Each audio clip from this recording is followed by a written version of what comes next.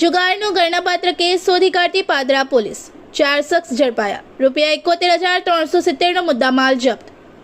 વડોદરા ગ્રામ્ય જિલ્લામાં અસામાજિક પ્રવૃત્તિઓને નાબૂદ કરવા તથા કાયદોની વ્યવસ્થા જાળવવાના હેતુથી જિલ્લા પોલીસ દ્વારા દારૂ અને જુગાર સામે સતત કાર્યવાહી હાથ ધરવામાં આવી રહી છે। પોલીસ મહાનિરીક્ષક સંદીપસિંહ અને પોલીસ અધિક્ષક સુશીલ અગ્રવાલના માર્ગદર્શન હેઠળ તેમજ નાયબ પોલીસ અધિક્ષક કરજણ ડિવિઝન PN પટેલના માર્ગદર્શન મુજબ પાદરા પોલીસ સ્ટેશને જુગાર વિરુદ્ધ સફળ કાર્યવાહી કરી છે।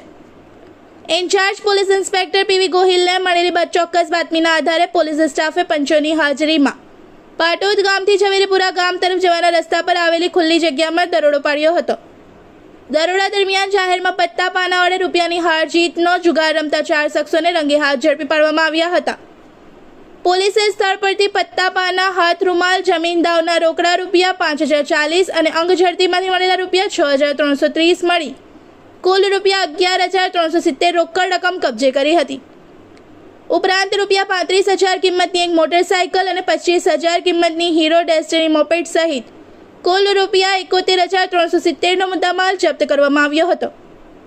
પકડાયેલા 4 આરોપીઓ સામે જુગાર ધારા હેઠળ પાદરા પોલીસ સ્ટેશનમાં ગુનો નોંધી કાયદેસરની કાર્યવાહી હાથ ધરવામાં આવી છે।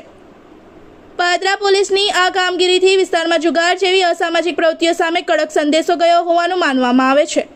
रिपोर्टर तस्लीम पीरावाला। इस वीडियो को लाइक करें, हमारे चैनल को सब्सक्राइब कर बेल आइकन जरूर प्रेस करें हमारी न्यू वीडियो सबसे पहले देखने के लिए।